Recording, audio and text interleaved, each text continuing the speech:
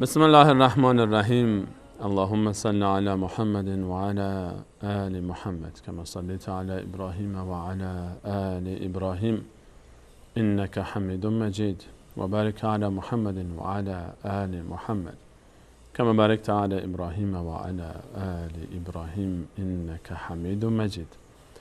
عرض سلام دارم و ادب و احترام خدمت همه شما عزیزان، خوبان، مهربانان. الله رو بی نهایت سپاس به خاطر اینکه یک بار دیگر هم این توفیق رو عطا فرمود تا خدمتگزار شما عزیزان و سروران باشیم در یکی دیگر از برنامه‌های سفره دل.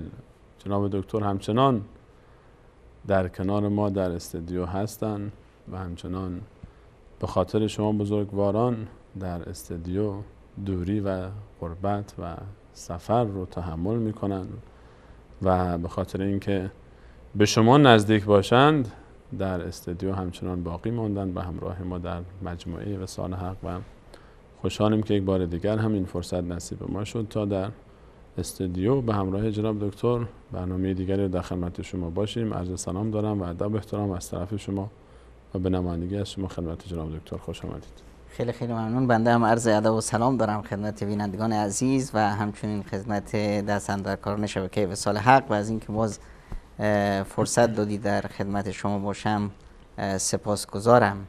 البته این دوری هم با برنامه امروز ما یه مقداری رابطه منفی داره با موضوعمون و سلیمانی فرمودند که همچنان اینجا موندن. نه خیر، بنده همچنان اینجا موندگار شدم دیگه. به هر حال همون حکایت کربلا ما رو دارد میارن هست. میارن. در برنامه‌های گذشته در خدمت شما عزیزان بودیم در موضوعی که زیاد خوشایند نبود، اما به هر حال مطرح کردیم موضوع رو، موضوع طلاق، و درباره طلاق سخن گفتیم، صحبت کردیم درباره عوامل طلاق، به تفصیل بیشتری صحبت شد و آنچه که به طلاق می انجامد و راه‌های پیشگیری و درمانش به تفصیل درباره این موارد صحبت کردیم. اما بعضی اوقات در فضای داخل خانه قبل از اینکه طلاقی به معنای عملی صورت بگیره، یعنی یک اتفاق تلخ، کلماتی بسیار سنگین بر زبان جاری بشه که به مانند یک قیچی ریسمانی از محبت رو پاره بکنه و دو نفر رو از هم دور بکنه، قبل از اینکه طلاق سبب جدایی بشه به صورت فیزیکی و دور شدن مرد و زن از هم و بیگانه شدن دو نفر، دو عزیز دیروز، دو همسر دیروز و دو قوم و خیش دیروز، گرچه هنوز بعد از طلاق هم هنوز روابط خویشاوندی بین پدر و مادر عروس و داماد همچنان باقی است با همسر دیروز. قبل از این اتفاقات احیانا در فضای داخل خانه یک حال و هوایی مشاهده میشه که این حال و هوا هم تحملش مشکله. حال و هوایی که نشان از یک اتفاق تلخ داره، حال و هوایی که بیم این میره که نهایت و سرانجامش به جدایی بیانجامد و به دوری و طلاق فیزیکی. احیانا در فضای داخل خانه یک اتفاقی صورت گرفته که ما اون رو با عنوان طلاق عاطفی ازش یاد میکنیم و تعبیر میکنیم. امروز میخوایم درباره این موضوع بیشتر صحبت بکنیم خدمت شما عزیزان. طلاق عاطفی. در ظاهر دو نفر دارن با هم زندگی میکنن، اما در واقع یک طلاق صورت گرفت. طلاقی که خیلی ها از بیرون وقتی که نگاه میکنن اثری شاید از اون مشاهده نکنن و بگن خب هستن دیگه، با هم دارن زندگی میکنن، اما در بین این دو فرد در فضای داخل خانواده یک طلاق عاطفی صورت گرفته. درباره این وضعیت، عواملش، درباره آنچه که نشانه های بروز این حادثه تلخ است، درباره راهکارها بیشتر صحبت خواهیم کرد با شما بینندگان عزیز در خلال موضوع برنامه امروز و جناب دکتر درباره طلاق عاطفی از کجا بحث آغاز بفرمایید؟ بسم الله الرحمن الرحیم. الحمدلله و الصلاة و السلام علی حبیبی و مولای رسول الله. کلا اصلا واژه طلاق عاطفی همچنین واژه درست و به جایی نیست، به این معنا که ما یک واژه داریم به نام طلاق و یک واژه بسیار به هر حال وزن خودش رو داره و یک واژه تاریکی هست.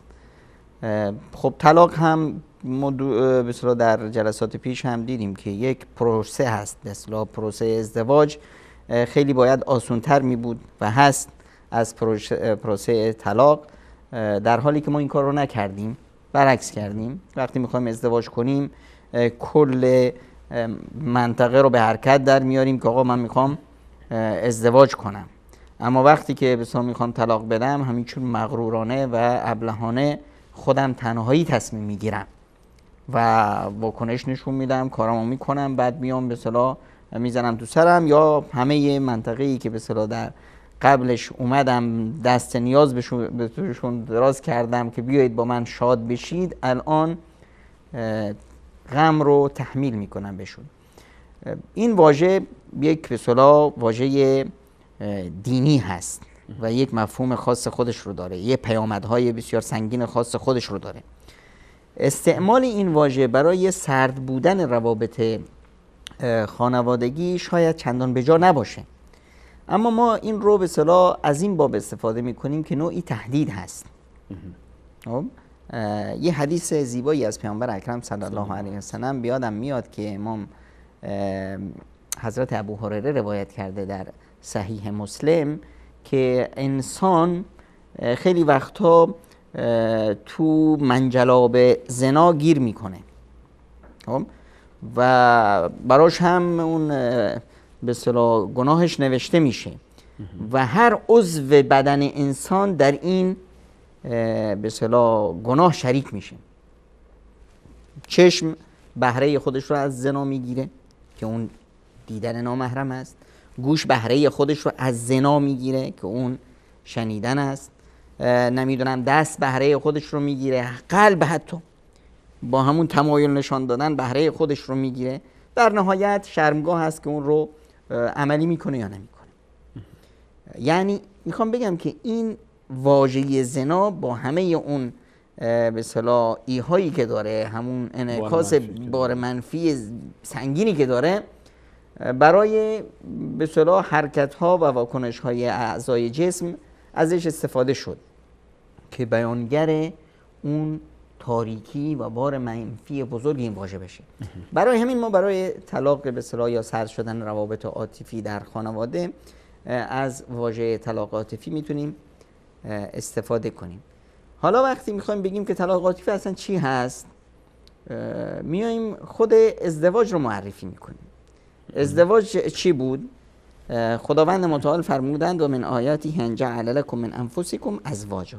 خداوند متعال از و من آیاتی ان خلق لکم من انفسکم ازواجا، خداوند متعال از خود شما انسانها جفتهایی برای شما آفرید و جعل بینکم لتسکنوا الیها. خب هدف اول، پله اول چی بود؟ لتسکنوا الیها، تا آرامش پیدا کنید به سوی همسرتون. جالب اینجاست که آیه قرآن کریم نمیگه که مثلا لتسکنوا معها، همراه زنتون، همراه همسرتون زندگی کنید. یعنی قضیه صداقت نیست، قضیه گم شده است که پیدا میشه که من وقتی به اصطلاح میرم بخونم انگار که به اصطلاح یک گم شده ای هست که من دنبالش هستم، یک آبی هست که من تشنش هستم، میرم به سوش، با دیدنش کل حکایت زندگی خارج از خونه میفته پشت صحنه و یک زندگی جدید و یک فضای جدیدی به اصطلاح برای من تداعی پیدا میکنه و من در این فضا زندگی میکنم. همین که تمایل پیدا میکنه انسان به این سمت به همسرش، خود به خود این سبب سکون و مایه سکون میشه. ولی این که هنوز وصول هم صورت نگرفت. همین اصلا چرا برمیگرده خونهش؟ چرا همیشه مشتاق رفتن به خونه است؟ از خونه که فاصله میگیره هی در به اصطلاح اینه که به اصطلاح که کارش تموم میشه، که به اصطلاح این مسئله تموم میشه که برگرده منزل. همین به اصطلاح یک به اصطلاح دو تا قطب دو آهن رو باز که تا به اصطلاح همدیگر رو میبینن، تمایلشون به اصطلاح روابطشون، حرکتشون به اصطلاح همه جهتگیری میشه و یک فضای کاملا جدیدی به وجود میاد. خب لتسکنوا الیها، بعد از اون و جعل بینکم مودة و رحمه. این دو موضوع خیلی مهم است. موضوع اولش که در خانواده خداوند متعال بین شما مودت به وجود آورد. مودت چیست؟ مودت یعنی دوستی، محبت، عشق، صفا، صمیمیت، عاطفه، احساسات، همه اینا مودت هست. خب این مودت بعدش چی هست؟ رحمت. رحمت چیزی غیر از مودت هست. رحمت یعنی چی؟ یعنی گذشت، یعنی بردباری، یعنی اینی که من خیلی وقتا از خیلی چیزا باید تنازل بکنم، از خیلی از حقم بگذرم. کل پروسه ازدواج همینه. وقتی قرآن کریم میاد از این پروسه با عنوان میثاق غلیظ یاد میکنه، یک عهد و پیمان بسیار سخت و محکم و ناشکستنی که حالت شکستش که طلاق باشه، این یک حالت درمان هست. یعنی یک حالتی هست که دیگه اینا به هیچ عنوان دیگه راه حلی نیست. در کنار گذاشتن این دوتا مهره به هیچ عنوان اینا واسه هم ساخته نشدن. اینجاست که دیگه چه کار کنیم؟ خب راهی دیگه این نیست مگر اینی که این رو بشکنیم و یک بسیار فکر دیگه به حال این وضع بکنیم.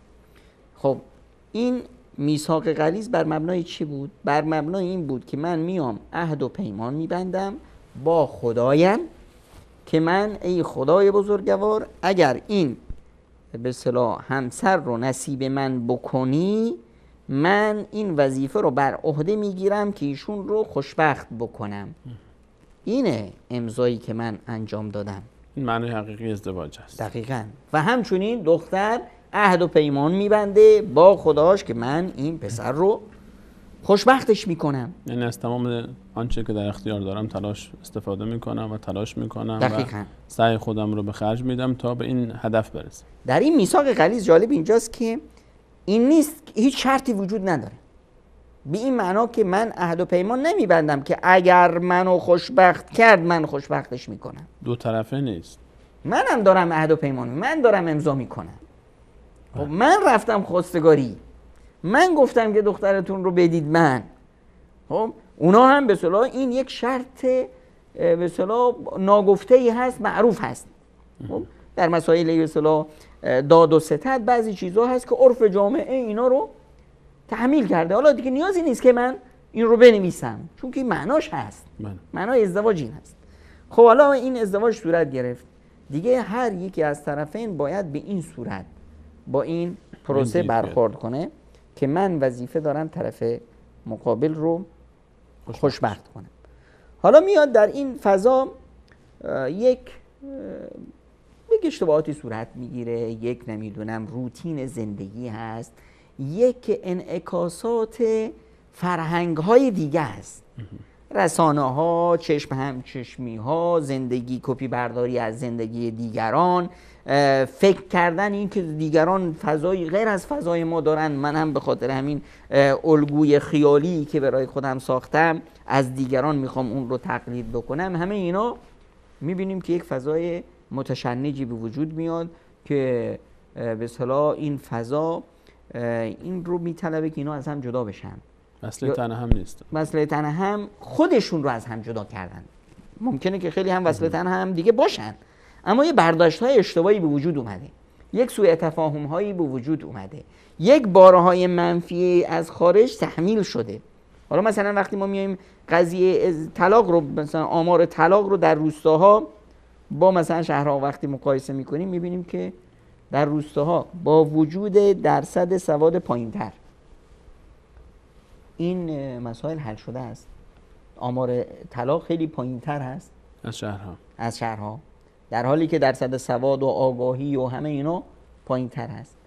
قضیه به اصطلاح طلاق عاطفی هم، سرد شدن روابط عاطفی در روستا خیلی پایینتر هست، کمتر هست تا در شهرها. عشق و علاقه و نمیدونم صمیمیت و خوشبختی در روستاها پررنگتر هست از شهرها، در حالی که انتظار میره اینجا بیشتر باشه، در حالی که انتظار میره تو شهرها بیشتر باشه. امکانات بیشتره، آگاهی بیشتره، نمیدونم سطح سواد و اینها همه بیشتره. اما چی؟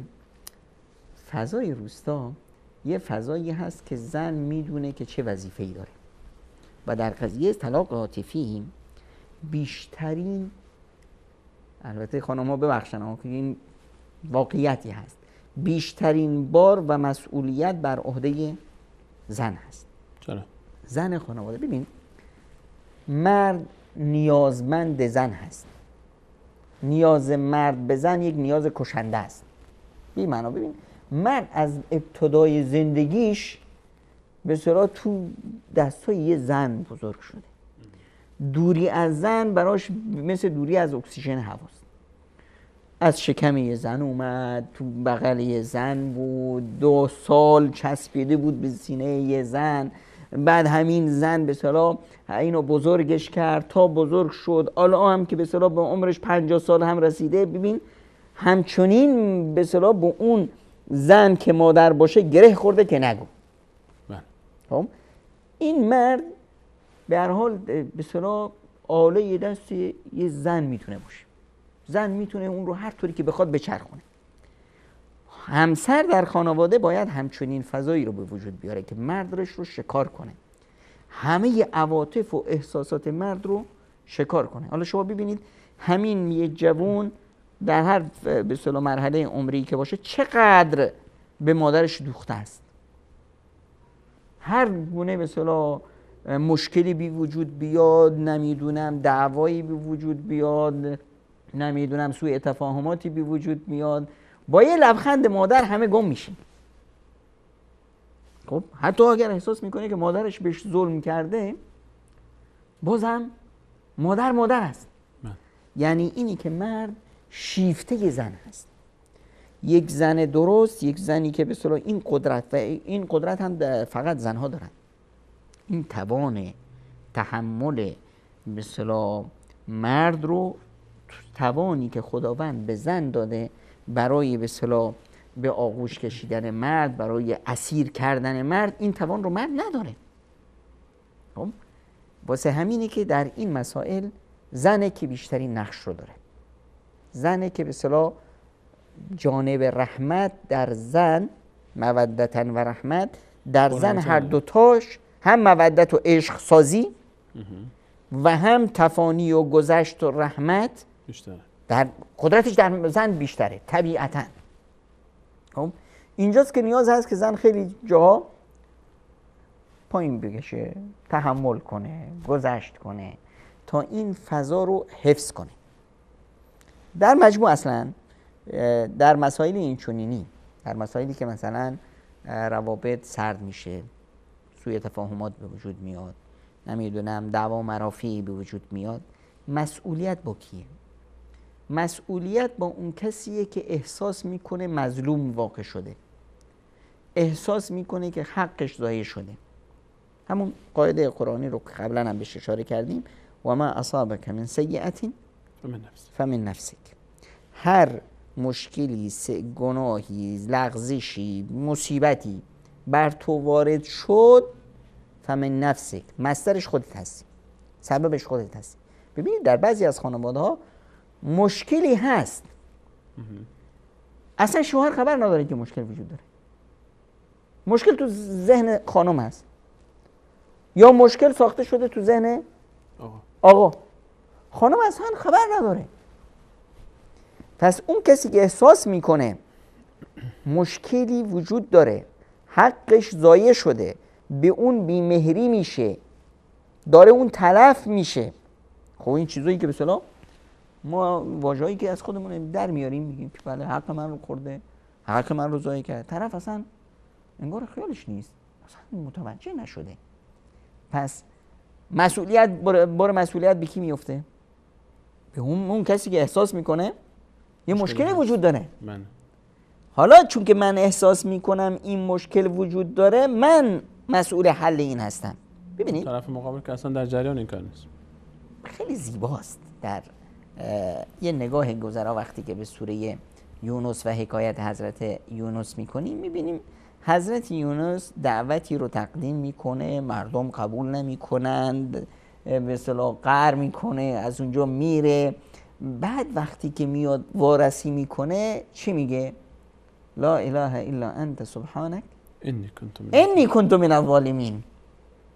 هر وقت من بار مسئولیت رو انداختم رو سر مقابل، اومدم میگم که این کار میکنه و فلان میکنه و علان میکنه و حق ما رو میخوره و فلان و از این حرفا، اینجاست که من دارم خودم رو میخورم، خودم رو عذاب میکنم، خودم دارم این رابطه ای که باید صمیمیت و محبت و رحمت باشه این رو به هم میریزم. خب چون که خودم رو میخورم، هم من زجرش رو بیشتر میکشم و هم من در به هم خوردن این رابطه بیشترین مسئولیت رو دارم به عهده دارم و دارم کوتاهی میکنم. خب اینه که در قضایای به اصطلاح مسائل به اصطلاح خانوادگی اگر مودت ذوب شد، اینجا خب رحمت باید نقش خودش رو بازی کنه. یعنی رحمت مستقل و جدای از مودت هست. تماما. رحمت یعنی چی؟ رحمت یک به اصطلاح یه مودت و عشقی هست که باید باشه. خب این مودت و عشق، رحمت این رو نیرو میده. هر وقت این کم آورد باید با رحمت این رو پمپاژش کرد، جبرانش کرد. خب که این اصل همین چه اصلش مودته، اصلش رحمت نیست، اصلش مودته. اما بعضی وقتها برای فراخور حال و زمان و مشکلات و سختی ها و اشتباهات این مودت کم رنگ میشه. ببین مودت که بود، رحمت خود به خود میشه طبیعتا. خب مودت و عشق که باشه، هر دوتا با هم ذوب میشن دیگه. منی وجود نداره که ما براش به اصطلاح دیگه ظلمی نیست، رحمت به اصطلاح طبیعی وجود داره. اما اگر مودت و عشق کم رنگ شد، اینجاست که دیگه با رحمت، با نشان دادن از خودگذشتگی و تفانی و صبر، بردباری، خود به خود این مودت رو به اصطلاح آدم خجالت میندازه، خود به خود به اصطلاح نیرو میگیره و از اونجا به اصطلاح پمپاژ میشه. در خیلی زیباست وقتی ما به اصطلاح میریم برای ازدواج، یک فرمول رسول خدا صلی الله علیه وسلم گذاشته که اذا جاءکم من ترضون دینه و خلقه فزوجوه. اگر کسی اومد برای خواستگاری دخترتون، شما راضی هستید از دینش و اخلاقش. جالب اینجاست که نفرمودن اگر دیندار و با اخلاق بود ازدواجش بدید. فرق این دو تعبیر چیه؟ اگر دیندار و با اخلاق بود، خب خیلی ها دیندار و با اخلاق هستن، اما من از دین و اخلاق اونا راضی نیستم.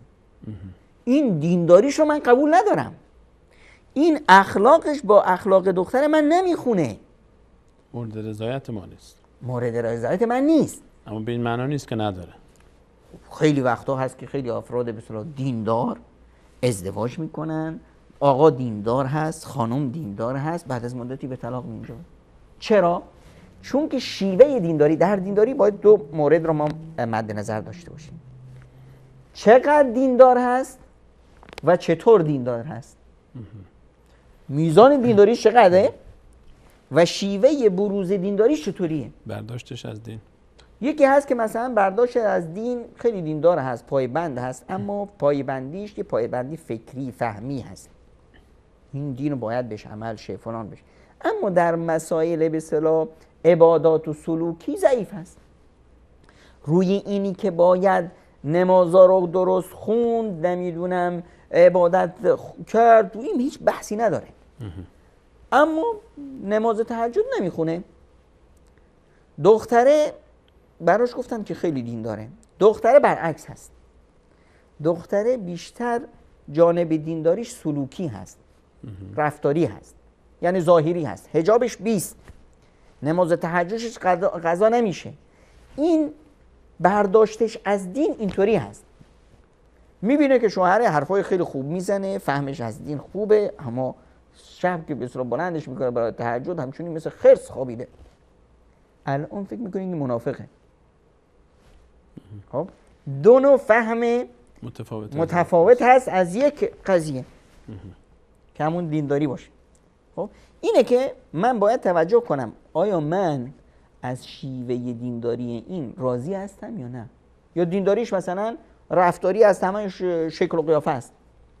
در شکل و قیافه 20، اما وقتی که میای در جانب عملی و سلوکی و رفتاری و اخلاقی و اینا میبینی نه، اینجا به اصطلاح کم آورده.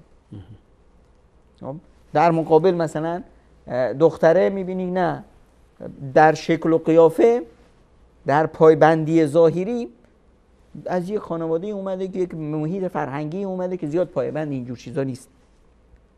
خب مثلا قضایای حجاب، اون حجابی که در تصور مرد هست این به این صورت حجاب نداره. تو این محیط اجتماعی که بار اومده اینطور بار اومده. این حجاب در محیط اینا این گونه معرفی شده است. تا بیای این رو تربیتش کنی، این رو بفهمونی، این رو بیای به این مرحله برسونی که این مثلا میخواد مثلا 3 ماه 4 ماه وقت میخواد، یا حداقل یک فضای اجتماعی خاصی میخواد. شما از یک کشور اومدی با یک فضای اجتماعی دینداری خاص، از یک جامعه دیگه با یک فضای دیگه میخواید ازدواج کنید، بعد میخواید این جو حاکم بر این جامعه، جو فرهنگ دینی رو بیایید در این جامعه به زور حاکم کنی. خب یک نوع تنشی به وجود میاد، استکاکی به وجود میاد، روابط به سردی میگیره. خب اینه که ما باید در قضایای ازدواج اینا رو به اصطلاح مد نظر داشته باشیم. و هم در همین حدیث ما چه داریم که خب شما اومدید طرف رو راضی هستید از دینداریش، از اخلاقش، هیچ مبحث عشق و علاقه مطرح نیست. در این دو چیزی ذکر نشده. یعنی چی؟ یعنی اینه که من وقتی راضی شدم من فضا رو به وجود میآورم برای به وجود آمدن مودت و عشق. یعنی اینها اون پایه‌های اساسی و اصلی هستند که زیربنای ایجاد بستری برای عشق و محبت هستند، که این محبت و عشق بر مبنای ازدواج و نزدیکی به هم به وجود میاد. خب وقتی ما همدیگر رو شناختیم، صفات زیبای همدیگر رو شناختیم، بدیهای همدیگر رو هم دیدیم و دیدیم که اینها در مقابل اون خوبی ها هیچی نیست. این خیلی مهمه که خوبی ها رو ببینیم، خوبی ها رو انعکاس بدیم. ما در جامعه این مشکل رو داریم. یه معضله هست در جامعه. افراد خوشبخت جامعه چقدرن؟ خیلی هن. افرادی نگونبخت و بدبخت و نمیدونم فضایشون به هم ریخته چقدرن؟ کمن. اما این کم مثل چیز پوسیده است، بوش زود پخش میشه. جامعه از این حرف میزنه. مردم خوششون میاد از چی؟ از تجربه های نادرست و شکست های مردم حرف بزنن. از موفقیات ها حرف نمیزنن، یا حسودیشون میاد حرف نمیزنن، یا مثلا اون افراد موفق نمیخواد اصلا موفقیتش بروز کنه. چرا؟ میترسه آقا چشمم میکنن، حسودی میکنن، فلان میکنن. نه، ما باید خوبی ها رو بروز بدیم. بذار جامعه بفهمه که به اصطلاح چقدر در جامعه موفقیت هست. خب در قضای ازدواج و خانوادگی و فلانی بسیار خوبه، تو زندگیش موفقه. خب میترسم که به اصطلاح آقا این بعضی تصورات ما هست که ما اگر موفق بشیم، اگر خوشگل بشیم، اگر نمیدونم عاقل بشیم، اگر موفق بشیم، بچه‌هامون در درس و اینا نباید به کسی بگی چشمت میکنن. آقا چشم کردن، کسی رو که چشم کردن، این دلیل این نیست که خیلی زیباست. دلیل این نیست که نمیدونم عاقله. دلیل این نیست. بابا دلیل اینه که در دینش مشکل داره. چشمت کردن. آقا دعای صبح و شب تو نمیخونی، قرآن تو نمیخونی، سپر بلال نداری، تیر میزنن میخوره. اگه سپر و بلاد می‌داشتی، آقا طرف اومده دعاهای صبح و شامش رو درست میخونه، رابطهش با خداش خوبه، این از به اصطلاح فضای ایمانیش 20، حالا میخوای با تیر بزنی، میخوای با چشم بزنی، نمیخوره. جلیقه ضد گلوله داره. خیلی جمله بسیار زیبایی دارن شیخ ابن عثیمین خدا رحمتش کنه، میفرمودن که سپر بلای دعاهای صبح و شام از سد یاجوج و ماجوج هم مستحکم تر. پس هیچ غمت نباشه، مهم اینه که بفهمی و پایبند باشی. اینه که ما فضای خانواده اگر به سردی میگراییم، ما نیاز داریم که خودمون آپدیتش کنیم. سرد بودن فضای خانواده یا اون چیزی که ما الان بهش میگیم طلاق عاطفی، این به معنای این نیست که طلاق صورت میگیره، این به معنای زنگ خطره. خب همین مورد رو جناب دکتر حالا ما چطور تشخیص بدیم؟ یعنی نشانه هایی که الان من نوعی مثلا در برخورد خودم با همسر خودم وقتی که مواردی رو میبینم، از کجا بفهمم که شما اشاره کردید بعضی موارد هست که اصلا ما هیچ خبری ازش نداره، یکی از دو طرف حداقل، چه مواردی، چه نشانه هایی ما رو یک ترنگوری باید بده، یک زنگ خطری هست که ما احساس بکنیم که داره به این سمت پیش میره؟ نشانه های این طلاق عاطفی چیه؟ ما در به اصطلاح فضای خانواده باید عشق داشته باشیم، محبت داشته باشیم، مودت داشته باشیم، رحمت و گذشت و صمیمیت داشته باشیم. نشد یعنی اینی که یک جای حکایت میلنگه. خب طرف میبینه که مثلا همسرش اون مهر و محبتی که قبلا ابراز میکرد الان ابراز نمیکنه. البته سوء برداشت هم نشه از بینندگان عزیز. ببینید ما یه مرحله باز داریم که رو میگن مرحله پختگی عاطفه. خب اون قضیه‌ای که به اصطلاح قبل از ازدواج خواستگاری بود، این دوست دارم، برات میمیرم، نمیدونم قربونت میرم فلان، بی تو هرگز روزی 100 تا قلب کول، همین این حرفا به هر حال این در قبل از ازدواج و نمیدونم حکایت گشنگی دم افطار بود. همون بعد اومدیم خب ازدواج هم شد، ماه عسل و نمیدونم ماه بسل و همه اینا به این صورت گذشت، سفره افطار هم جمع شد. بعدش کم کم یه نوع پختگی عاطفی به وجود میاد. پختگی عاطفی به معنای عدم ابراز محبت نیست، اما یه وقتی بود که ما ابراز محبت رو با صدای بلند میگفتیم، اوه دوست دارم، برات میمیرم. الان با صدای آروم میگیم. خب یعنی محبت و عشق رو تو چشای همدیگه میخونیم. محبت ما از کلامی به رفتاری تغییر میکنه احیانا. خیلی وقتا به خاطر چی؟ به خاطر رشد عمر بزرگ میشیم. اینو پختگی به اصطلاح در حرکات و سکناتمون به وجود میاد. یه نوع به اصطلاح ابراز عاطفه‌مون میفهمیم، یه دیگر رو بیشتر میفهمیم. تکامل پیدا میکنه مراحل محبت و به مرحله میرسیم که دیگه نیازی نمیبینیم برای ابراز این مسائل. حتی دیگه میگیم چیز عادی حل شده است. اینو یعنی حل شده است به این معنا که هست دیگه نیاز نیست که همیشه باش تکرارش بکنیم. دیگه ثابت شده است برای هر دو طرف. البته گرچه که به اصطلاح اگر باشه خوبه، چون که بعضی به اصطلاح جملات هست که تمامیت نداره. سوره الحمد زندگی است. سوره الحمد رو هیچ وقت ما از خوندنش خسته نمیشیم و ترکش نمیکنیم. بی‌نیاز هم نمیشیم. خانم ها هیچ وقت از اینی که به شوهرشون بگه که دوستشون داره هیچ وقت سیر نمیشن. بعضی وقتا اصلا میگن خب نشنیدم چی گفتی، 100 بارم تکرارش کنه بازم نمیخواد بشنوه، میخواد بیشتر تکرار بشه. خب اما خب بعضی وقتا هست که دیگه نیاز نیست تکرار بشه. مرد احساس میکنه که نیاز نیست تکرار بشه، تنها نیازه که به اصطلاح در رفتارش، و زن هم به این مرحله از پختگی عاطفی میرسه که میفهمه که فلان حرکت همسرم این معناش هست. وقتی که به اصطلاح براش هدیه میخیره، بهش تلفن میزنه، همیشه به اصطلاح قضیه هدیه نیست. چون بعضیا به اصطلاح اصلا نوع برداشت از زندگی، شیوه به اصطلاح فهم زندگی از فردی به فرد دیگه فرق میکنه. من با برادرم به اصطلاح رفتارم فرق میکنه، برداشتم فرق میکنه، خواهر با خواهرش فرق میکنه، همه اینا فرق میکنه. واسه همین هیچ وقت نخواهیم که زندگیمون بشه فتوکپی زندگی فلانی. چون شخصیت‌ها متفاوتن، راه‌های ابراز عاطفه و علاقه دقیقاً، برداشت‌ها متفاوتن، فهم‌ها متفاوتن. من زندگی رو از یک دیدگاهی نگاه میکنم، اون با یک عینک دیگه. من عینکم سیاه هست، همه چیز سیاه میبینم. اونی که عینکش قرمز، همه چیز رو قرمز میبینه. این دلیل نیست که مثلا همه چیز باید قرمز باشه یا همه چیز قرمز هست. هر کسی دیدگاه خاص خودش رو داره.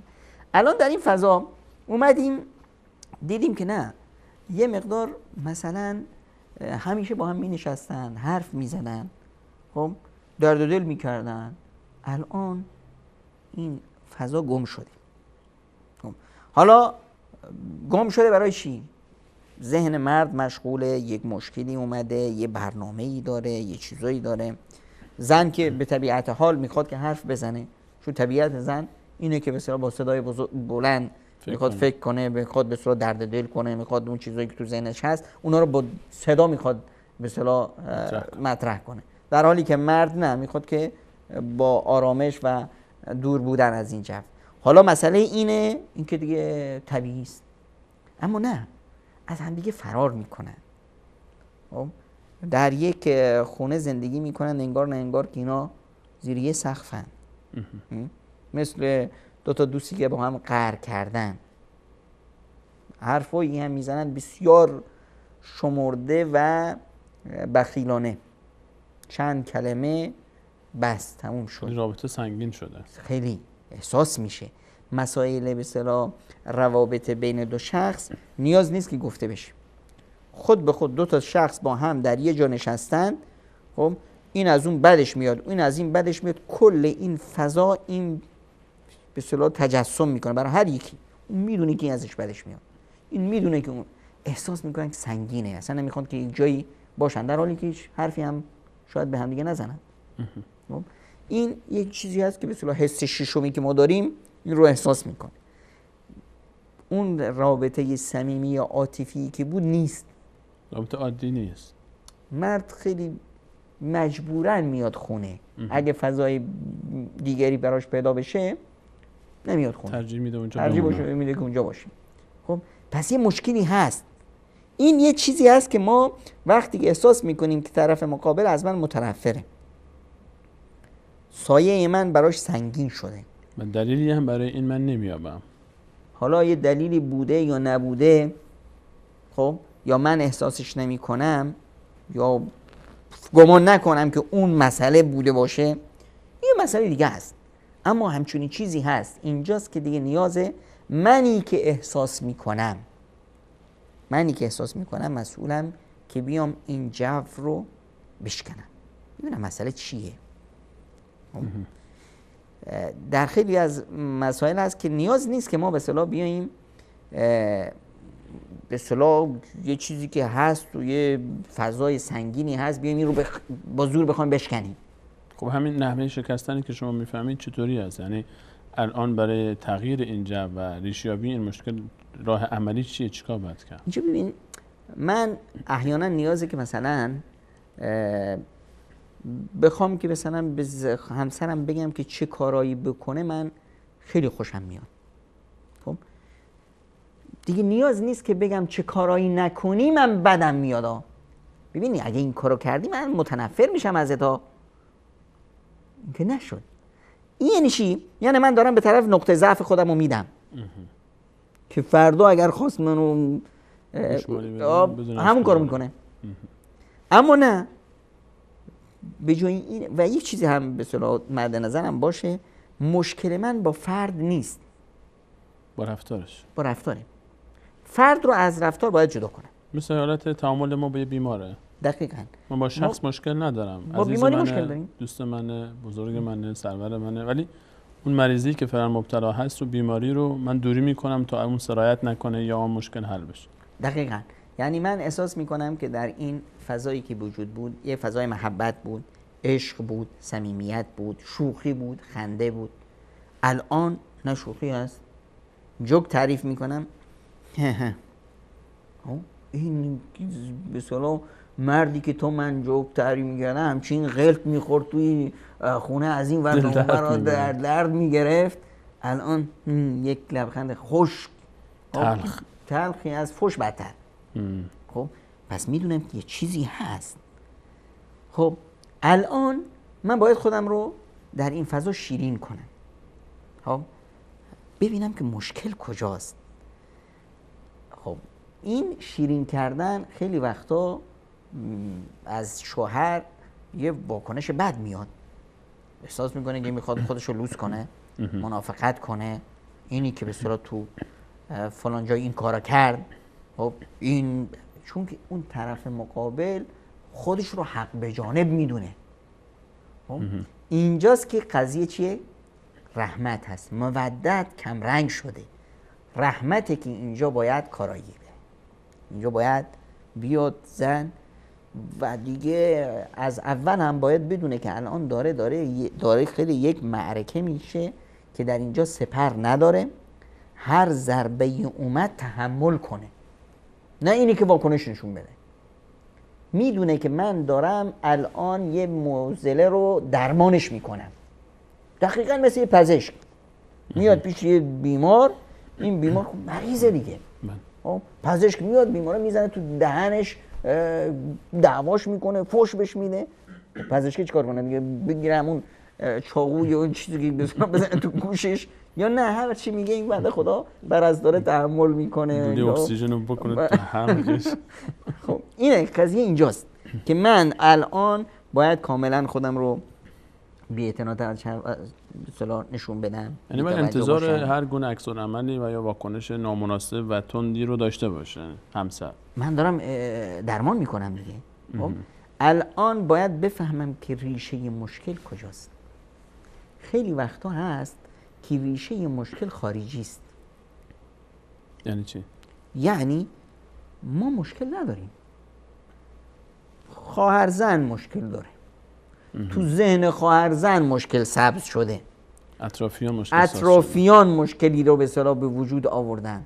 من شوهر خبر ندارم یا زن خبر نداره، زن خبر نداره، این اطرافیان اومدن از این ور اون ور به من رسوندن، من واکنش نشون دادم، همسرم اصلا اطلاع نداره و من به این گمان که همه چیز زیر سر خانم است، من یه دعوایی درست کردم، 6 ماه رابطه به هم خورده، اون بنده خدا دیپلی که هیچ خبر نداره.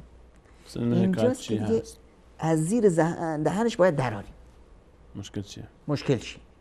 اگر می اومدم از مستقیم، خب که مشکل چیه؟ چه مرگته؟ هر روز به صورت نون حلوا بود، امروز اومدی زهرمار شدی واسه من، چیه؟ بگو چی مرگته؟ مثل آدم حرف بزن، مثل بچه آدم حرف بزن. بگی خب اینجاست که دیگه باز بدتر میشه. خب اما نه، حالا وقتی هست که به اصطلاح مرد خیلی حق به جانبه، تو گفتی، تو این کارو کردی، تو اون روز که به اصطلاح اینطور شد تو قصدن این کارو کردی، حالا طرف یک واکنش نشون داد، اصلا هدف نداشته، هیچ موردی نداشته، سوء برداشت شده. اینا باز در اون لحظهش باید این حل میشد. در اون لحظه باید مرد یا زن، هر وقتی که مرد یا زن احساس کرد طرف مقابل از یک واکنش اون برداشت سوئی به خودش احتمال داره بگیره، حالا گرفت یا نگرفت، احتمال داره بگیره، میشه از رفتار طرف مقابل تشخیص داد که ناراحت شد، مثلا خوشش نیومد، تب نگاه کرد، من دارم با گوشی تلفن حرف میزنم همچین گذشت، یا من نمیدونم تلفنی اومد فوراً بلند شدم رفتم تو اتاق دیگه. خب بعد از اینکه میام فوراً باید به خانمم بگم این بنده خدا به اصطلاح رئیس دانشکده بود، چند وقت مریضه، تو مسائلی با من مشوره میکنه، بچهش نمیدونم مشکل داره فلان است، نمیخواستم که به اصطلاح اینجا جلوی بچه ها حرف بزنم. خب این بنده خدا که حرف میزنه یه دانشجویی هست، دختری هست بنده خدا مشکلی داره با پدر مادرش و اینا دیگه، من باید به اصطلاح نخواستم که حتی شما بشنوید تا قضیهش ندونی اسمش کیه، که باز خدای نکرده باز جای درس نره و برای ما خوبیت نداره، به هر حال به ما اعتماد کرده و به اصطلاح از من این مسئله روشنش کنم. تا تخم شک افتاد دیگه نگذاریم این رشد کنه، ریشه پیدا کنه، ساقه پیدا کنه، شاخ و برگ پیدا کنه، همونجا ورش داره. این مشکلات مثل این مسائل شاید اصلا در ظاهر خیلی طبیعی باشه، اما یه نقطه منفی است. این نقطه منفی یه نقطه منفی دیگه میاره، یه بار منفی انباشته میشه، انباشته میشه، اختلافای کوچیک انباشته میشه، در وقتش حل نمیشه، اینا بایگانی میشه، بعد میشه قطور میشه تو ذهن ما، اینا همش انبار شده، یهو انفجار پیدا میکنه. انفجارش هم سببش خیلی چیز کمی میشه. ببینید انبار شدن انفجار دقیقاً مثل یک به اصطلاح یک بمب هست. در این بمب چی هست؟ گازهایی رو ما گرفتیم، فشردیم، محکم کردیم، یه جرقه کوچیک، یه انفجار بزرگ به وجود میاد. انفجار در واقع این جرقه نیست، در واقع تراکم همون موادی هست که اونجا به اصطلاح ما در وقتش اونا رو حل نکردیم.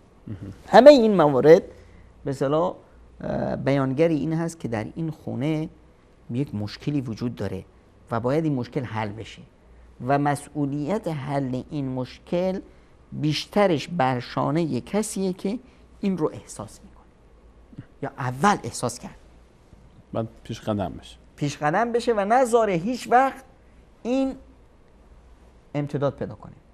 یعنی مشکل به وجود میاد، کدورت به وجود میاد بین زن و مرد.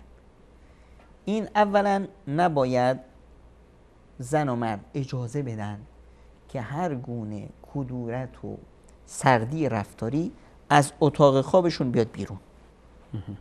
اجازه ندن تا سالن برسه، حتی داخل فضای خونه خودشون به هیچ عنوان، فقط و فقط در همون اتاق خوابشون. و یک زن عاقل اون زنیه که هرگز اجازه نده این مدت زمانیش از 3 روز بیشتر بشه. در این 3 روز به هر قیمتی شده اینو حلش کنه. دیگه حالا برای رسیدن به این هدف خیلی نیاز هست که از خودگذشتگی بشه، خیلی نیاز هست که کوتاهی بشه، خیلی نیاز هست که تحمل بشه. بدی میشنوه، اهانت ها میشنوه، خب حتی اهانت به خانوادهش میشنوه، هر چیزی رو باید انتظار داشته باشه. به من فحش دادی، بعد گفتی خب تو چشم تحمل میکنم، اما غلط کردی به پدرم بگی برو. نشد. اینجا باید، من مشکلی نیست که چی داره میگه، این واکنش هایی که به وجود میاد اینها هذیان است. طرف بار گرفته میخواد که به اصطلاح منفجر بشه، خارج بشه، بذار خارجش کنه تا به اصل مشکل برسیم که مشکل چی بود. بعد از این میبینیم همین هذیانی که شد، همینی که شد، این اصلا رابطه رو صمیمیتر میکنه، تخلیه میکنه، خودشو خالی میشه، تخلیه شد، راز به اصطلاح به راه اومد، مشکل حل. بعد چی؟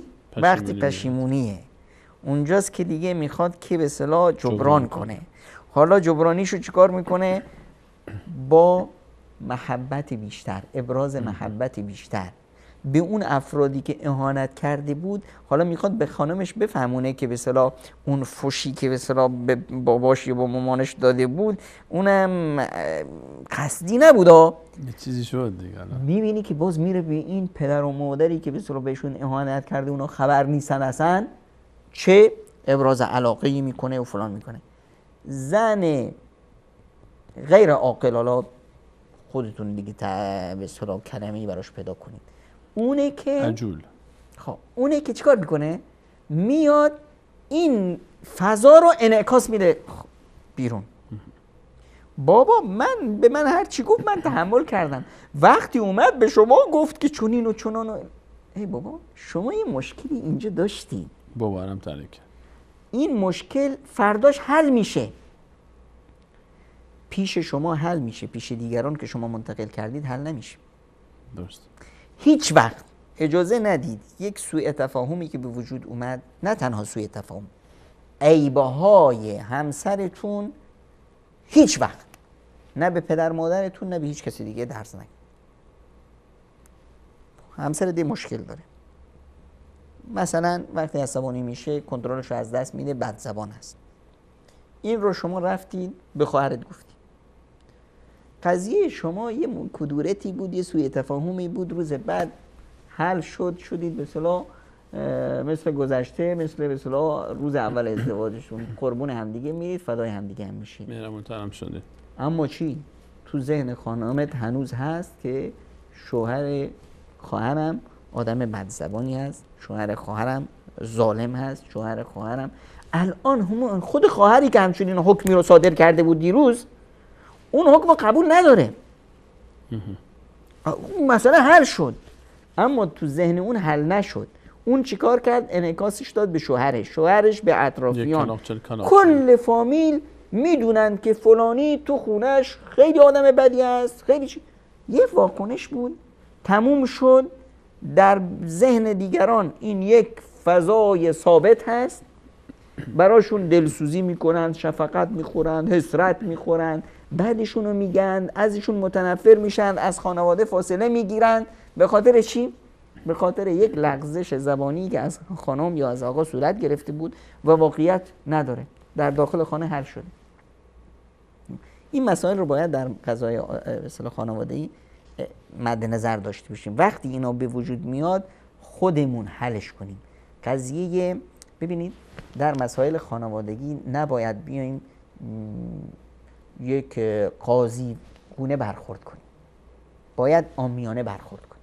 این معنا که دو نفر تو خیابون، به اصطلاح موتوری از این ور اومد، یه موتوری از این اون بر اون دید که بسیار این طرف منه، اون دادن به هم دیگه، کم به هم دیگه، به اصطلاح بعد اومدن دعوا و فلان و علان.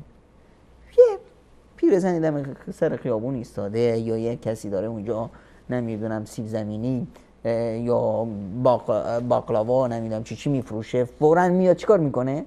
بابا اشکال نداره، خب اینا رو از هم جدا میکنه. اما اگر پلیس راهنما رانندگی اومد چیکار میکنه؟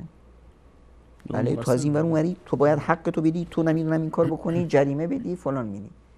این کارو نکنی. در مسائل به اصطلاح خانوادگی و روابط بابا اشکال نداره، موتور تو شکسته، چی نیست، این هم به هر حال اشتباه کرده، بابا معذرت خواهی کن. اونجا بین خودمون جمعش کنیم، بین خودمون جمعش کنیم و این نقش رو بازی کنیم که مثلا ما میخوایم که یه فضای صمیمیتی رو به وجود بیاریم، معذرت خواهی بکنیم و هیچ وقت از معذرت خواهی هم خسته نشیم. اون برای خودمون عیب نداریم، عیب هم ندونیم. و حتی اگر طرف معذرت خواهی نکرد، یه حرکتی کرد، ما اون رو تحمل بر معذرت خواهی کنیم. میخوام که هیچ وقت نخواد که به اصطلاح شوهرت بیاد بگه که به اصطلاح اشتباه کردم، معذرت میخوام فلان. بابا همین که لبخند زد اینو با 1000 تا معذرت خواهی تلقی کنه و تموم شد. همینی که به اصطلاح گفت باشه خلاص اشتباه از شما بود اما خب دیگه تموم شد، قبول هم نداره، شما تلقی کن که قبول کرد، قضیه حل شد. به این صورت این صفا رو با رحمت مودت رو پمپاشش کنیم تا این صمیمیت مودت و رحمت همیشه پایدار باشه. جزاکم الله خیر. اگه اجازه بدید به همراه شما بینندگان عزیز میان برنامه می‌بینیم، برمیگردیم ان شاء الله همچنان در خدمت شما عزیزان خواهیم بود. نور في الظلمات أنسي في خلواتي يا سعدي وهنائي القرآن حياتي يا أيها الذين آمنوا اجتنبوا كثيرا من الظن إن بعض الظن إثم ولا تجسسوا ولا يغتب بعضكم بعضا أيحب أحدكم أن يأكل لحم أخيه ميتا فكرهتموه واتقوا الله إن الله تواب رحيم. ای کسانی که ایمان آورده اید، از بسیاری از گمانها بپرهیزید، بیشک برخی از گمانها گناه است و در امور دیگران تجسس نکنید و بعضی از شما بعضی دیگر را غیبت نکند. آیا کسی از شما دوست دارد که گوشت برادر مردهش را بخورد؟ به یقین از این کار نفرت دارید و تقوای الله پیشه کنید. به یقین الله توبه پذیر مهربان است. نور في الظلمات أنسي في خلواتي يا سعدي وهنائي القرآن حياتي.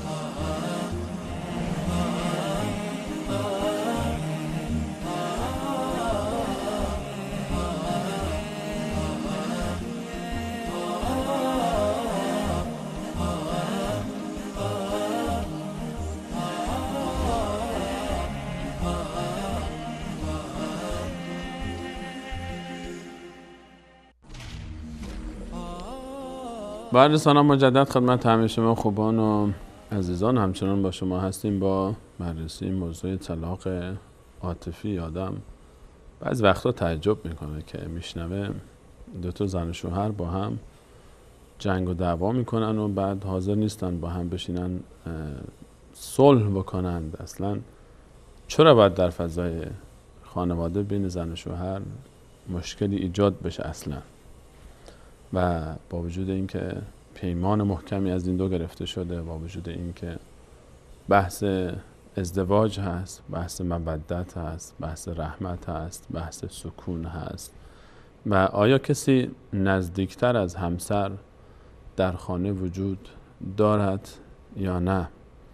و بعضی وقتا انسان تعجب میکنه، یکی صحبت میکنه که من زنم رو طلاق دادم، چرا فلانی اومد یکی خوابون تو گوشم، زنم زد تو گوشم و منم گفتم طلاقی برو اون طرف. شاید حالا همین آقا بیرون از خونه 6 تا مرد بیگانه تو کار و این ور اون ور 10 بار دیگه زده باشن تو گوشش، کلرم انداخته باشه پایین به خاطر مال دنیا، به خاطر اینکه از کار اخراج نشه، به خاطر این و اون و اون. اونجا دیگه آقا مردانگیش گل نمیکنه و به غیرتش بر نمیخوره و مصلحت و فضای کار و شرایط و کلی برای خودش فلسفه چینی میکنه، اما داخل خونه دیگه به غیرت من برخورد، همسرم سیلی زد.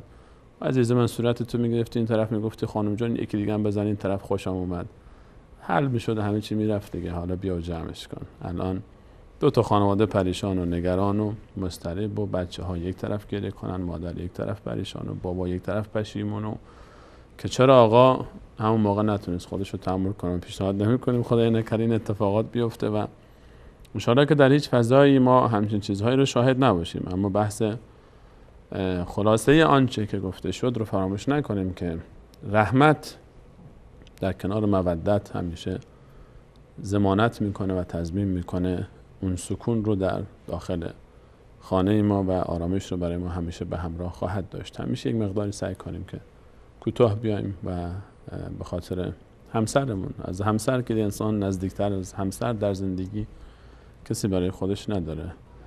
و دید حالا که فرصت سیلی بود من به یک سیلی، شما به سیلی تلخ اشاره کردیم، من به یک سیلی خوشمزه اشاره کنم. بفرمایید. شما فرمودید که اگر خانمی اومد شوهرش رو سیلی زد، واقعا این سیلی از تلخترین سیلی ها همینه، یعنی که خانم آدم بدونن تو گوش آدم. بله این خیلی سیلی تلخه. چی میزنه آخه اینم بحثه دیگه. حالا واسه چی بود مهم نیست، اما مهم اینه که زد. اما شیرین ترین سیلی دنیا میدونید کدوم سیلیه؟ اون سیلیه که مرد بزنه تو زیر گوش خانمش. وقتی اومد زن و اومد گفت که اگه مردی منو طلاق بده، نمیدونم مردی این کار بکن، یعنی میخواد که تحریکش کنه که ازش جدا بشه. اینجا اگر یه سیلی زیر گوشش خوابونده شد، البته این تشویق نیست برای آقایون که بزنن، اما اگه زدن، خب این شیرین ترین سیلی هست که زن هرگز شیرینیشو فراموش نمیکنه. خوشش میاد سیلی بخوره؟ خیلی عشق میکنه. بعد از این که برمیگرده، این سیلی یعنی چی؟ یعنی تو هر چی بگی من دوست دارم، تو هر چی بگی من برات میمیرم، تو هر چی بگی من حاضر نیستم بذارم از خودم دورت کنم. نه این طلاق برای من خط سرخه، صحبت نکن. اینجا نزدیک نشو. از فراق تلخ میگویی سخن، هر چی میخواهی کن ولی کن این بکن. این بعد از این که به اصطلاح خب این زنه الان به اصطلاح عصبانی است. آدم قاعدتاً وقتی عصبانی میشه یه چیزی که اسمش مخ است، این کلاً از کار میفته. تصرفات انسان در وقت عصبانیت تصرفات یک انسان بیمار هست، یه دیوونه هست. حالا این کلمه زیاد زیبا نیست اما واقعیت هست. عقلش دیگه کار نمیکنه. خب واسه همینه که پشیمون میشه. وقتی که به اصطلاح سرد شد پشیمون میشه در از حرکتش. ببینید چه وقت من بدونم که عصبانیتم به جا بود یا درسته، یا مثلا اگر رو بچه‌ام عصبانی شدم داد زدم بعد تونستم صورتمو برگردونم لبخند بزنم، این عصبانیت یک مربی هست، ساختگی است، میخواد که اینا رو تربیت کنه. هر وقت عصبانی شدم واکنشی نشون دادم بعدش پشیمون شدم، یعنی این کارم اشتباه بود. عصبانیت در غیر مکانش. دقیقاً. واسه همینه که وقتی که زن عصبانی شد سیلیه رو خورد میره گریه میکنه، اما قلبش پر از عشق میشه، میدونه که من واقعا پیش شوهرم عزیزم. اینجاست که از خیلی چیزاش میگذره. اون سیلی شیرین میشه. این شیرین ترین سیلیه که به اصطلاح گرچه ظاهرش تلخه. ظاهرش هم شیرینه. ظاهرش هم شیرینه. من گفتین تلخی، من این دیوان عزیزان آوردن اینم تلختر از اون سیلی است فکر کنم، خیلی تلخ بود. من با امید اینکه شیرین باشه مقدار خوردم گرم صاف بشه. جناب دکتر درباره طلاق عاطفی وقتی صحبت میکنیم چه عواملی سبب میشه که اصلا زندگی به اینجا برسه؟ یعنی وقتی که طلاق اونم عاطفی، یعنی تو فضایی که دو نفر با هم زندگی میکنن قبل از این که از هم جدا بشن گویی که از هم جدا شدن، طلاق دادن، چه عواملی سبب میشه و به اینجا میرسونه ما رو که حداقل سعی بکنیم علی خصوص برای عزیزانی که هنوز ازدواج نکردن که توی موارد بیشتر دقت کنن که خدای نکرده به مشکلات برخورد نکنن. ببینید مهمترین عاملی که فضای خانواده رو به هم میریزه همون فقدان الکتریسه خانه است. هر خانه‌ای برای گردشش نیاز به الکتریسیته داره. الکتریسه خانواده چی هست؟ ایمان هست. وقتی که ایمان ضعیف شد دیگه هر چیزی پیامد بعدیشه و توقع هم داشته باشه. این یکی از مهمترین عوامل هست. ایمان ضعیف شد یعنی چی؟ ایمان ضعیف شد یعنی طرف اومد حلالی که خداوند داده. ببینید دوست داشتن زن یکی از علامت‌های خوب ایمان هست که طرف ایمانش خوبه، طرف مؤمن زنش رو دوست داره. به خاطر چی؟ به خاطر اینه که من یک نیاز به پیراهن دارم، نیاز به پوشش دارم.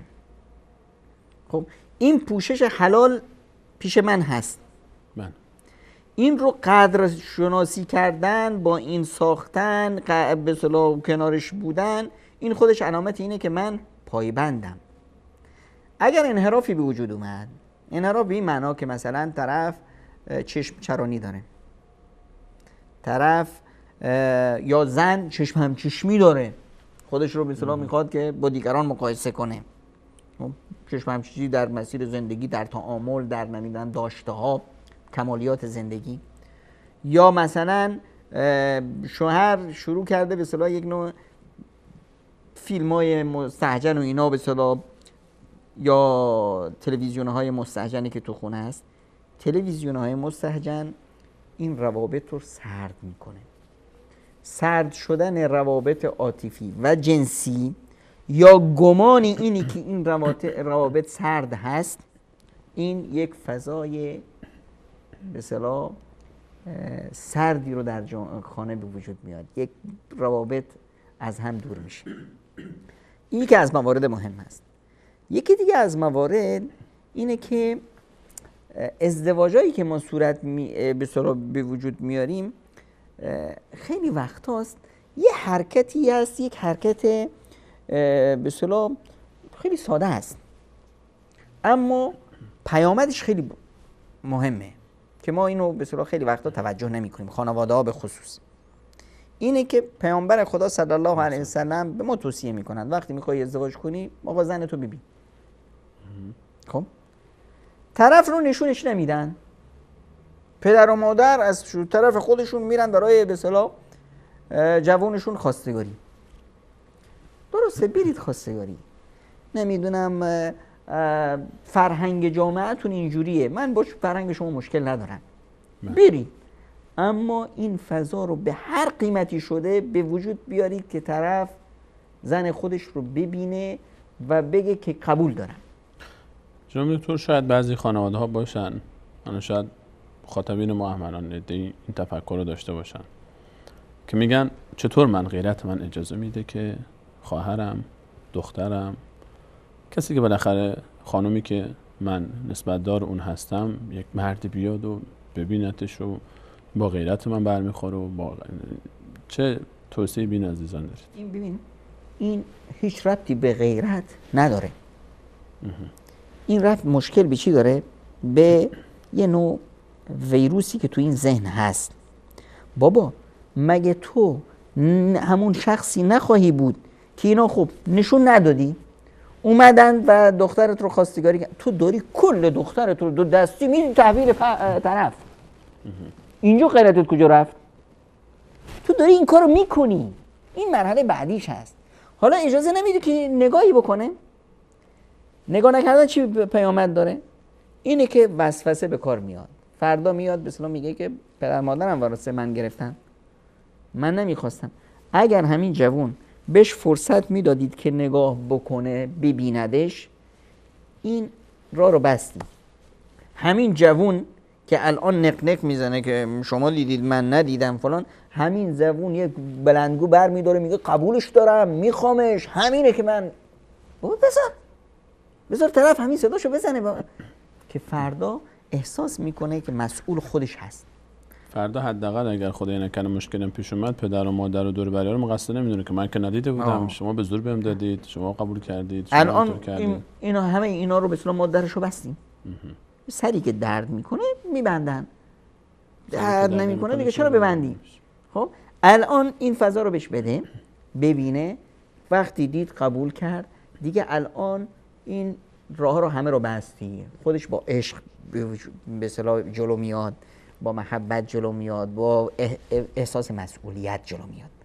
خب این یکی از مواردی هست که ما متاسفانه بنا به فهم‌های نادرست در این چی آقا عکس نفرست، بذار خودشو ببینه.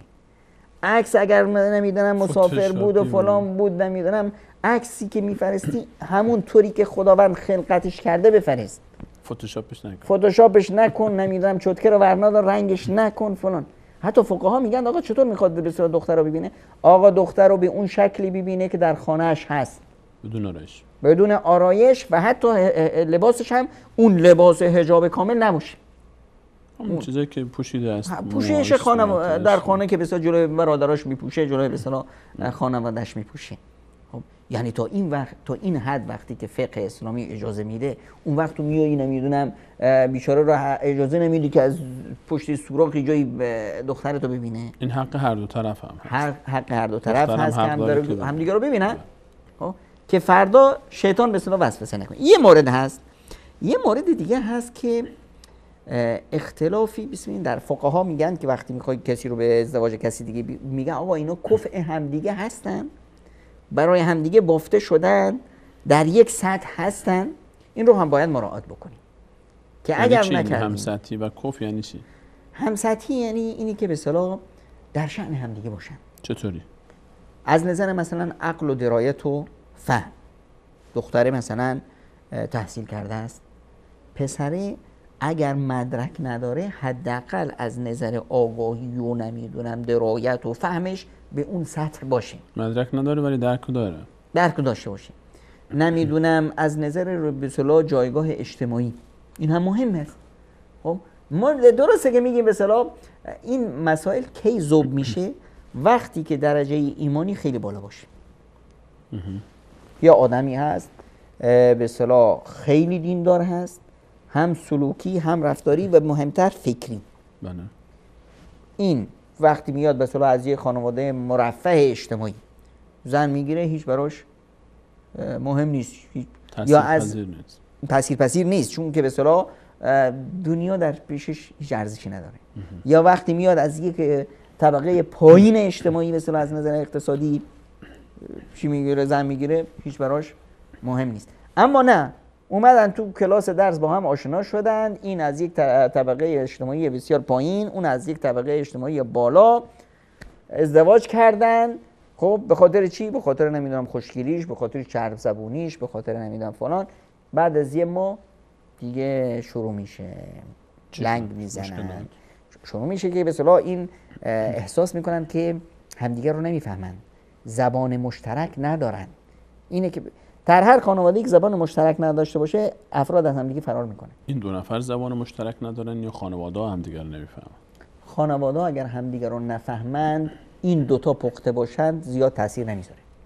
اما این دوتا اگر نتونن همدیگر رو درک کنن، خب خانواده‌ها به طریق اولا میان بار منفی بیشتر میدن. یعنی مشکل سر این خود دوتا است، نه خانواده. این مهمترینشه. اگه نه خب خودشون اگر خودشون از این مرحله به اصطلاح پختگی برخوردار باشن، بله، از نظر به اصطلاح پایبند، به خصوص پایبندی دینی، قضایه به اصطلاح مدرک و اینا زیاد نقشی بازی نمیکنه. درک مهمتر از مدرک. خیلی وقتا هست که افراد مدارک بالا دارن، درک پایین دارن. ببینید مدرک بیانگر عقل و دانش نیست. کاملا.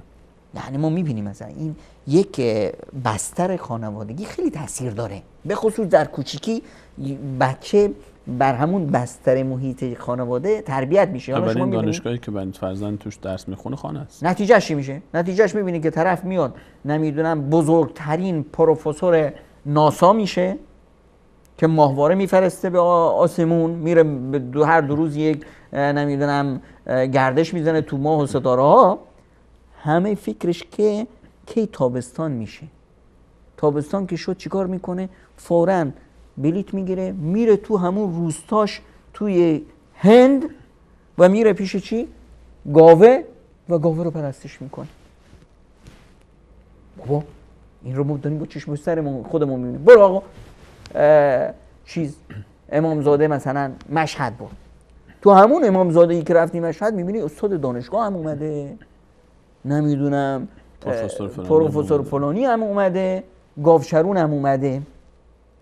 این عدم درایت در هر دوتا مشترکه، در حالی که این بزرگترین به اصطلاح مدرک تحصیلی رو داره.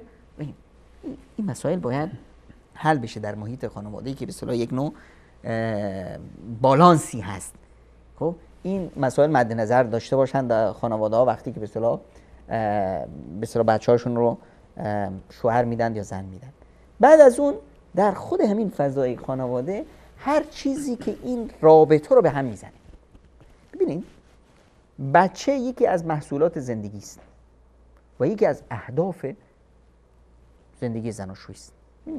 افراد وقتی ازدواج میکنن قضایای جنسی مد نظرشون هست، نمی بود اصلا به فکر ازدواج نمی افتادن. بدون تعارف بالاخره یکی از عوامل اسباب اصلی ازدواج این آقا 90% طلاق برمیگرده به قضایای جنسی. خب پس این یکی از مواردی هست که مهم است. مورد دومی که مد نظر افراد هست بچه هست، فرزند. حالا یه جامعه ای هست اینطور به صورت ریتم جامعه رو بار آوردن که آقا من مثلا بچه کمتر میخواد فلان، به 2 تا 1 و نمیدونم 3 تا راضی میشه. به هر حال میخواد. این میوه زندگیش هست. خانه ای که توش بچه نیست، این خیلی در معرض به اصطلاح خطر طلاق عاطفی هست. خب حالا اگر مثلا این خانواده‌ای هست که یکی از دو طرف مشکل جسمی داره، اگر مشکل جسمی داره، خب تا جایی که ممکنه باید در پی علاج باشه، درمان باشه. و اگر مشکل این است که به اصطلاح ببین حتی زن این حقشه، اگر احساس کرد مشکل در شوهرش هست، حقشه که بره درخواست طلاق بده. حقشه، همونطور که مرد حق داره که اون زن رو طلاق بده. چرا؟ چون ما برای یک هدفی ازدواج کردیم، این هدف برآورده نشد. الان میاد قضیه چی؟ مودت و رحمت. اینجاست که طرف میاد مثلا قضیه رحمت رو میاره، تنازل میده که من خب میسازم با این جمع، اختیارشه. اما این مد نظرت باشه که نباید این فضا رو از بین ببره، به خصوص اگر این مشکل در زن بود. اینجاست زن عاقل اونی که این مشکل رو برطرف کنه. خودش رو تونست درمان کنه، درمان کرد. آقا هیچ درمانی نداره، درمان دومش هست. خودش بره برای شوهرش زن دوم بگیره. اینجاست اگر این فداکاری رو کرد، شوهر هرگز این رو فراموش نخواهد کرد. خب زن دوم گرفت، بچه دار نشد، میره همین زن، هر دو تا زن میرن زن سوم رو براش میگیرن. این فضا رو نمیذارن که یه روتینی برش غالب بشه که مودتاً و رحمت از بین بره. فضای صمیمیت همچنان برقرار میمونه. این کار رو نکردن، مسیرش چی میشه؟ یا طلاق عاطفی میشه یا نهایتش هم طلاق میشه. طلاق فیزیکی میشه. طلاق فیزیکی میشه. طلاق عاطفی وقتی که به اصطلاح حاکم میشه که طرف مثلا جرأت طلاق رو نداره، جرأت طلاق فیزیکی رو نداره. به این معنا مرد مشکلی داره الان برای فرزند داشتن با همسرش و مشکل هم حل نشده و نمیتونه همسرش رو طلاق هم بده و نمیتونه زن دوم هم بده. نه میتونه همسرش رو طلاق بده. خب همسر اگر مثلا همسر فضای اینو نمیتونه تحمل کنه، این فضا رو زن نمیتونه تحمل کنه، میخواد مادر بشه، دین بهش اجازه داده که بره بسیار درخواست طلاق بکنه. این از مواردی که حق داره. میتونه گذشت میکنه، با این جو میسازه، از حق خودش میگذره، از حق خودش میگذره. اینجاست که به اصطلاح خانواده‌های زرنگ چیکار میکنن؟ میان این فضای خالی رو پرش میکنن. به چه صورت پرش میکنن؟ بابا تو جامعه چقدر یتیمان هستن. مثلا من یک خانواده رو سراغ دارم که این خانواده واقعا نمونند. یک آقایی از همسری گرفته و مدتی زمانی ازدواج کردن، یک خانواده خیلی مرفه هم هستن. اینا بچه دار نشدن. حالا مشکل از کدوم است من اطلاع ندارم، اما هر دوتاشون حافظ قرآن هستن، دو تا سلیمانی هستن. خب چی کار کردن؟ اینو هر بار 20 تا شاگرد انتخاب میکنن، میارن خونه خودشون، یه فضایی درست کردن، 20 تا شاگرد، هر شاگردی رو هم نمیگیرن، خب شاگردای نمونه رو میگیرن. اینا رو میارن 2 سال خونه خودشون، تا این 20 تا رو فارغ التحصیل نکردن دیگه نمیگیرن. این 20 تا روشون کار میکنن. بعد از 2 سال اینا معجزه میدن بیرون.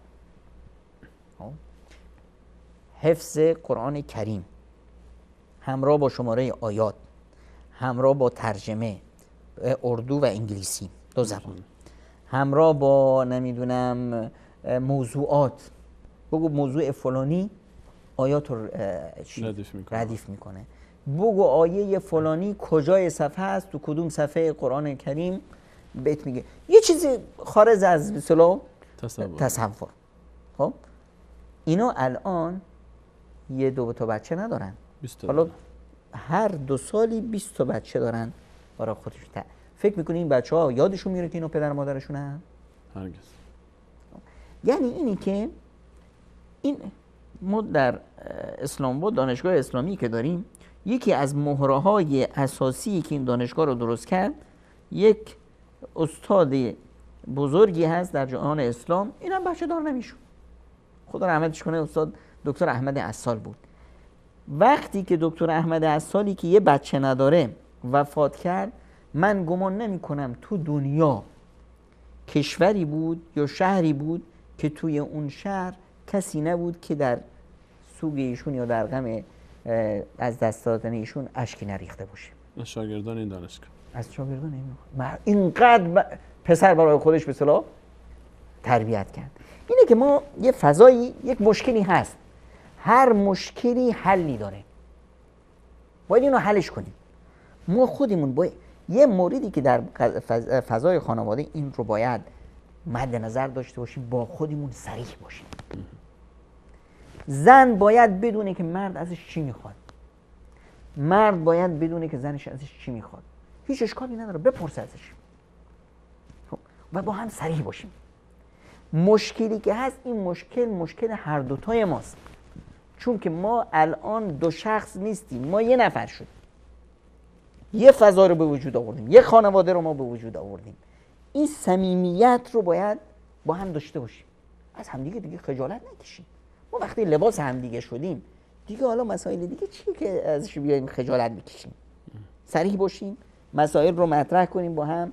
یه مسائلی که به اصطلاح قضای اقتصادی که در خانواده به وجود میاد و احیانا مشکل سازه، اینا رو با هم صریح بازش کنیم. نمیدونم روابط دیگران رو با خودمون تعریف کنیم، محدوده ها رو مشخص کنیم. دیگران رو ما بهشون اجازه میدیم که وارد خانواده ما بشن یا نشن، حتی نزدیکترین افراد زندگی ما، حتی پدر مادر، اطرافیان، خواهر برادران. خب و یه مسئله‌ای که من اشاره کردم، قضیه سفر در ابتدای برنامه، سعی کنیم از هم دور نشیم. در قضایه بسیار هیچ وقت این دوری رو به حدی نگذاریم که عادت کنیم به دوری. اگر مثلا شوهر بنا به نیازهای کاری یا چیزی سفر میره، زن عاقل اونیه که بچه‌اشو برمی‌داره باش میره. اگه شرایط مساعد نبود چی؟ شرایط مساعد نیست، نمیدونم اونجا فقر بیشتر خواهد شد، مشکلات بیشتر خواهد شد، مشکلات اقتصادی باش میسازن. خب اصلا شرایطش یک کشور دیگه است، ویزا نمیشه. یه شرایطی هست که امکان نیست. اون شرایط رو باید از نظر عاطفی باید پرش کرد.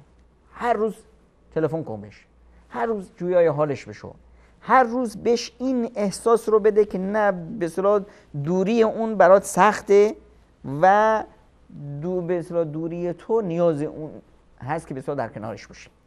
اما خب بنا به شرایطی، حالا پدر مادر پیری هست، اونا رو باید مواظبت کرد، بچه‌ها بزرگن، باید مدرسه و درس بچه‌ها و اینا هست، نمیشه تو این کشور دیگه به اصطلاح تو این فضای دیگه. در حال این رابطه رو نذار که به اصطلاح سرد میشه، نذار که احساس کنه که شوهرت میتونه بدون تو زندگی کنه. چرا من بیشتر میگم شوهر؟ چون که اینجا در این بخصوص در قضایای طلاق عاطفی، سرد شدن روابط خانواده، زن بیشترین نقش رو میتونه ایفا کنه. هیچ وقتی زن عاقل اجازه نمیده که شوهرش احساس کنه که به اصطلاح زن از اون غافل شد. خب زن خیلی مسئولیت ها داره. زن در واقع زن نیست. قدرت هایی که خداوند به زن داده اصلا قابل مقایسه نیست با مرد. زن در خانواده خانم خانه است. زن در خانواده خیلی وقتا پدر خانواده است. زن در خانواده مسئول کل فامیل هست. پدر و مادر خودش و پدر مادر نمیدونم شوهر رو نمیدونم مریض فلانی رو، همه اینا رو جمع میکنه، اما بازم اجازه نمیده که شوهرش احساس کنه که اون فقط مادر بچه‌هاش هست.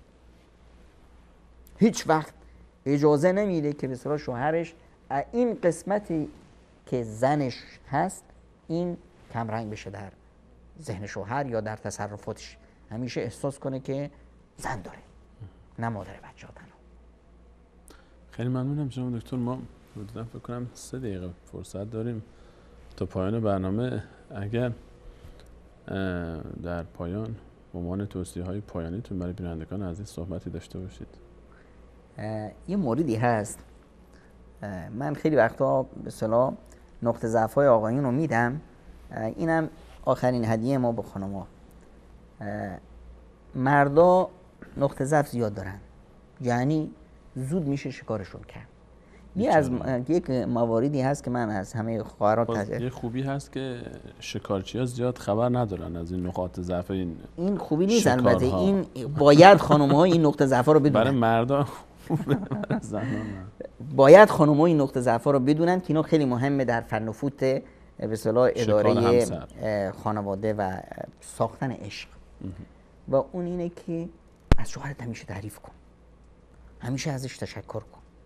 یه کار بسیار کوچیکی کرد، نمیدونم یه چیزی خراب بود درستش کرد، مهندسی به خدا چه عقلی داری، واه یه چیزی یه چیزی که وظیفه‌شه بخره، شیرامو باز کرد بس. اینا رو تعریفش کن. حتی اگر عیب و ایرادهایی داشت، عیب و ایرادهاشو تعریف کن. به چه معنا؟ مثلا عصبانی میشه، زود از کوره در میره. خب فرصتی پیش اومد، خواهرش اومد، مادرش اومد، حرفی شد، آقای فلانی عصبانی، میگه قربون شوهر خودم برم، با خدا اصلا یه کارایی میکنم که آدم خیلی عصبانی میشه، کسی دیگه میبود عصبانی میشد، اصلا این یار خیالش نیست، برداشت میکنه، به صورت تحمل داره، مرده. همونایی که توش هست عیب و ایرادایی هست، شما میخواید اینطور نباشه، میخواید چطوری باشه؟ در قالب افعال معکوس استفاده. اینا رو میاد تعریفش میکنی که اینطوریه. این خودش میگه که پس من باید اینطوری باشم که دیگه لیاقت این تعریفات رو داشته باشم. به این صورت میتونی شوهرت رو هم اصلاح بکنی و هم معشوق خودت بکنی، نذاری که به اصطلاح چشمش کج بره. خب این موارد رو باید مد نظر داشته باشیم. خانمایی که میان به اصطلاح فکر میکنن که من باید چیکار کنم که شوهرم نمیدونم بهم خیانت نکنه، فلان نکنه، درمانی نیست که تو در فکر این باشی که چطور کاری کنی که اگر فکر کردی چیکار کنی که خیانت نکنه، اشتباه میکنی. باید ببینی که نقطه ضعفش کجاست، اون نقطه ضعف رو براش پر کنی، اینقدر سیرش کنی تا هیچ وقت یادش نره که سیر است. ممنون، جزاکم الله خیر. حتما حالا این تعریف از خانم هم جواب میده همینقدر یا نه فقط از آقایون جواب میده؟ از خانمان دیگه همیشه تشویق کردن، تعریف کردن چیز خوبی هست، اما این نقطه ضعف خیلی در آقایون، در خانم‌ها همین انعکاس داره، در آقایون نقطه ضعفش بیشتر، پررنگ‌تره. دستمون در نکنه دیگه، تو هر برنامه یکی دو تا از این نقطه ضعف‌ها رو بگید دیگه، تا آخر سفره دل دیگه ما روی نداریم اصلا بشینیم اینجا صحبت کنیم برای خواهران. تشکر میکنم جناب دکتر از شما و از اینکه وقتتون در اختیار ما گذاشتید و همچنین تشکر میکنم از شما بینندگان عزیز که تا این لحظه برنامه خودتون یاری کردید. تشکر خاص دارم از عزیزان پشت صحنه، از احمد جان کارگردان، جاوید جان و عبدالله فرید عزیز و محمد رفی که زحمت میکشن. بعد از پایان برنامه‌های سفره دل هر قسمت میتونید که در تلگرام شبکه جانب سال حق فایل صوتی این برنامه رو دریافت بکنید و زحمتشو عزیزان براتون میکشن و جای تشکر داره از همین عزیزانی که در بخش‌های مختلف شبکه، خصوص در بخش روابط عمومی، حالا تعبیر درستی اگر باشه، در صفحات فیسبوک و تلگرام و اینستاگرام و همچنین واتساپ خدمت میکنن به شما عزیزان. در پایان از الله متعال برای تمام گذشتگان خودمون رحمت، بخشش و مغفرت رو خواهیم و برای خودمون تا آخرین لحظه حیات استقامت و ثبات بر دین و کلمه طیبه. الله حال نگهدارش. جزاکم الله خیر. خیلی لطف کردین، خدا جزای خیر کنه.